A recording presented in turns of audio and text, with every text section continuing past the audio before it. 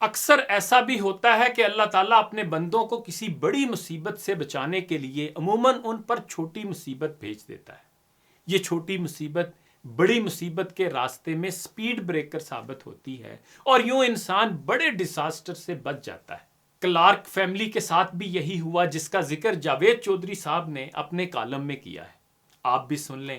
Mister اور Mrs Clarke دونوں کام کرتے تھے، ان کے 9 بچے تھے، ان کی آمدنی کم تھی، اخراجات زیادہ تھے، اور ظاہر ہے ان حالات میں زندگی کچھ زیادہ خوبصورت نہیں ہوتی۔ یہ لوگ بھی تنگی ترشی میں دن گزار رہے تھے۔ مسٹر کلارک کو پتا چلا کہ امریکہ پوری دنیا کے لیے گولڈ مائن ہے۔ یورپ کے غریب، مسکین اور مفلس لوگ امریکہ پہنچتے ہیں، وہاں دنوں میں بڑی بڑی کانوں، فارمز ہاؤسز، کارخانوں اور جانوروں کے باڑوں کے مالک بنتے ہیں اور شاہی خاندانوں جیسی زندگی گزارتے ہیں۔ مسٹر اور مسز کلارک نے بھی امریکہ جا کر قسمت آزمانے کا فیصلہ کیا۔ فیصلہ تو ہو گیا، لیکن زیادہ راہ کا بندوبست نہیں ہو پا رہا تھا۔ 9 بچے اور 2 میاں بیوی کے لیے ٹھیک ٹھاک سرمایہ درکار تھا، اور یہ لوگ 12 گھنٹے کی محنت کے بعد جو کچھ کماتے تھے وہ مہینے کے آخر میں خرچ ہو جاتا تھا۔ یہ بحری جہازوں کا زمانہ تھا۔ یورپ کی 8 بڑی بندرگاہوں سے شپ چلتے تھے اور 3 سے 6 ماہ میں امریکہ پہنچتے تھے۔ مسٹر اینڈ مسز کلارک نے ہر صورت میں امریکہ جانے کا فیصلہ کر لیا۔ انہوں نے رقم کا تخمینہ لگایا، اوور ٹائم شروع کیا، خوراک میں کمی کر دی، سردیوں کے کپڑے خریدنا بند کر دیے، دوست احباب اور رشتہ داروں سے قرض لیا، آبائی زمین کا واحد ٹکڑا بیچا، گھر رہن رکھا، اور یوں 2 سال کی مسلسل کوشش کے بعد اتنی رقم جمع کر لی جس سے یہ لوگ لاس اینجلس پہنچ سکتے تھے۔ وہ مسٹر کلارک کی زندگی کا شاندار دن تھا جب وہ پورٹ گیا۔ اس نے رقم کاؤنٹر پر رکھی اور بحری جہاز کے 3rd کلاس کمپارٹمنٹ میں 11 لوگوں کے سفر کا ٹکٹ خرید لیا۔ یہ ٹکٹ دیکھ کر پورا خاندان خوش ہو گیا۔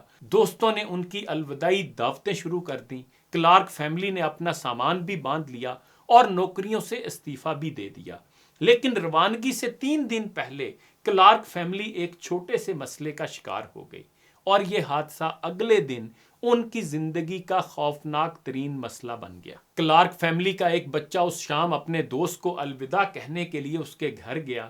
وہ واپس آ رہا تھا تو راستے میں آوارہ کتے نے اسے کاٹ لیا۔ مسٹر کلارک اسے ڈاکٹر کے پاس لے گئے۔ ڈاکٹر نے بچے کا بازو سی دیا، لیکن ساتھ ہی اسے کتے کے کاٹے کا مریض قرار دے دیا۔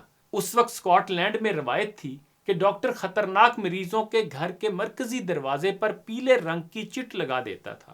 اس چٹ کا مطلب ہوتا تھا کہ مریض ابھی زیر معائنہ ہے اور جب تک ڈاکٹر اجازت نہیں دے گا یہ اس وقت تک گھر سے باہر نہیں نکل سکے گا۔ ڈاکٹر نے کلارک خاندان کے دروازے پر بھی پیلی چٹ لگا دی۔ اس چٹ کے بعد کلارک فیملی امریکہ نہیں جا سکتی تھی۔ یہ کلارک خاندان کے لیے جان لیوا صدمہ تھا۔ انہیں یوں محسوس ہو رہا تھا جیسے آسمان جلتی ہوئی موم بتی کی طرح آہستہ آہستہ پگھل کر ان کے زخموں پر گر رہا ہو۔ مسٹر اور مسز کلارک نے اپنے بیٹے کو اس بحران کا ذمہ دار قرار دے دیا۔ وہ اسے بری طرح ڈانٹنے لگے۔ اگلے دن مسٹر کلارک ٹکٹ واپس کرنے گیا تو پتا چلا ٹکٹ کی واپسی کا وقت گزر چکا ہے۔ یوں ان کی رقم بھی ڈوب گئی۔ مسٹر کلارک بری طرح ٹوٹ کر رہ گیا۔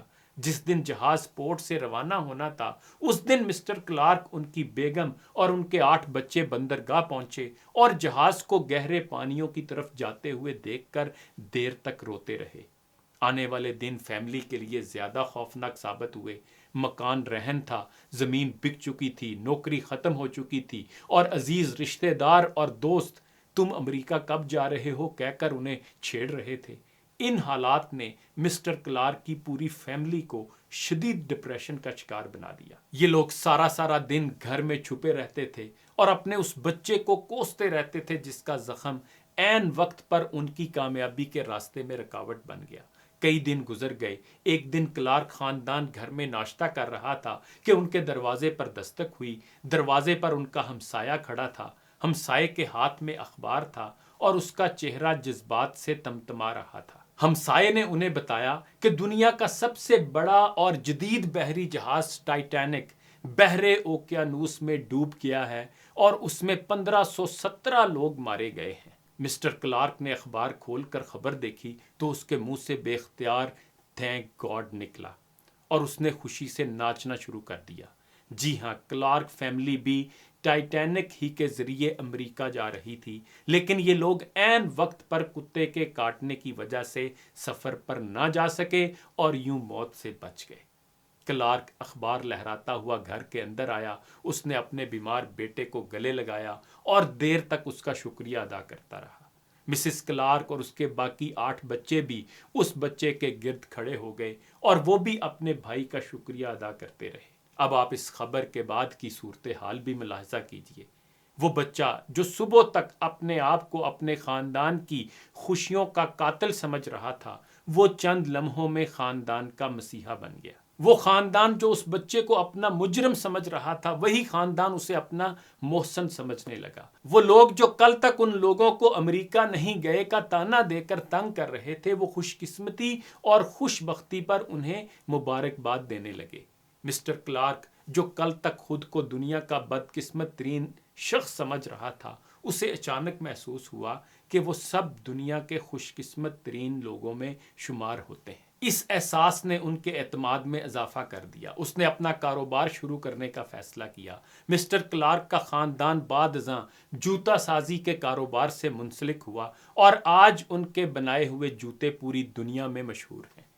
آپ ذرا غور کیجئے، اگر اس دن کلارک کے بیٹے کو کتا نہ کاٹتا، اگر ڈاکٹر ان کے دروازے پر پیلے رنگ کی چٹ نہ لگاتا تو کیا ہوتا؟ کلارک خاندان جہاز میں سوار ہو جاتا اور یہ لوگ بھی جہاز کے دوسرے بد نصیب مسافروں کے ساتھ پانی میں ڈوب جاتے۔ لیکن اللہ تعالیٰ نے کیا کیا؟ اللہ تعالیٰ نے ایک چھوٹی سی مصیبت نازل کر کے انہیں بڑی مصیبت سے بچا لیا، ان کو موت کے چنگل سے نکال لیا۔ ہم سب لوگ روزانہ بے شمار ایسی چھوٹی چھوٹی مصیبتوں کا شکار ہوتے ہیں۔ ہماری گاڑی کا پہیہ پنکچر ہو جاتا ہے، ہماری نئی شرٹ پر چائے گر جاتی ہے، ہم بڑی اہم میٹنگ کے لیے نکلنے لگتے ہیں لیکن اچانک ہمارے بچے کے ہاتھ پر چوٹ لگ جاتی ہے، ہمیں ہماری مرضی کی نوکری نہیں ملتی، ہم اچھے پرچے دینے کے باوجود امتحان میں فیل ہو جاتے ہیں، ہماری رقم ڈوب جاتی ہے، ہمارا قریب ترین دوست ہمیں دھوکہ دے جاتا ہے، ہمارا کتا ہمارا قیمتی جوتا چبا جاتا ہے، ہمارے سر پر پنکھا گر جاتا ہے، ہمارے دودھ سے چھپکلی نکل آتی ہے، ہماری فلائٹ مس ہو جاتی ہے، یا ہماری گاڑی کا ایکسیڈنٹ ہو جاتا ہے اور ہم دیر تک خود کو بد نصیب قرار دیتے رہتے ہیں۔ ہم اللہ تعالیٰ کے ساتھ شکوے کرتے رہتے ہیں، یہ صرف میرے ساتھ ہی کیوں ہوتا ہے؟ ہم اللہ تعالیٰ سے پوچھتے رہتے ہیں، کیا صرف ہم ہی تمہارے امتحان کے لیے رہ گئے ہیں؟ ہم مہینوں تک خود کو کوستے رہتے ہیں، لیکن ہم کبھی ان چھوٹی چھوٹی مصیبتوں کے پیندے میں چھپی خوش قسمتی پر توجہ نہیں دیتے۔ ہم کبھی ان مصیبتوں کے پیچھے موجود اللہ تعالیٰ کی بلیسنگ نہیں دیکھتے۔ ہم نے کبھی غور نہیں کیا، اللہ تعالیٰ عموماً چھوٹے کانٹے کے ذریعے بڑا کانٹا نکالتا ہے۔ یہ آپ کو ٹھڈا مروا کر ایئر کریش سے بچاتا ہے اور یہ چھوٹے چھوٹے عدالتی فیصلوں کے ذریعے حکمرانوں کو اقتدار کی اوقات سمجھاتا ہے۔ چنانچہ آج سے آپ جب بھی کسی چھوٹی مصیبت کا شکار ہوں تو اپنے دل پر نگاہ ڈالیں، لمبا سانس لیں اور اللہ تعالیٰ سے مخاطب ہو کر عرض کریں، یا میرے پروردگار تیرا شکر ہے، میں تیری مصلحت کو نہیں سمجھ رہا، لیکن مجھے یقین ہے میرے بارے میں تیرا فیصلہ غلط نہیں ہوگا، تو یقیناً مجھے کسی بڑی مصیبت سے بچا رہا ہے۔ شکریہ باری تعالیٰ، تھینک گاڈ۔ میں جہاں کہیں بھی بھٹک گیا، وہیں گرتے گرتے سنبھل گیا، مجھے ٹھوکروں سے پتہ چلا میرا ہاتھ ہے کسی ہاتھ میں۔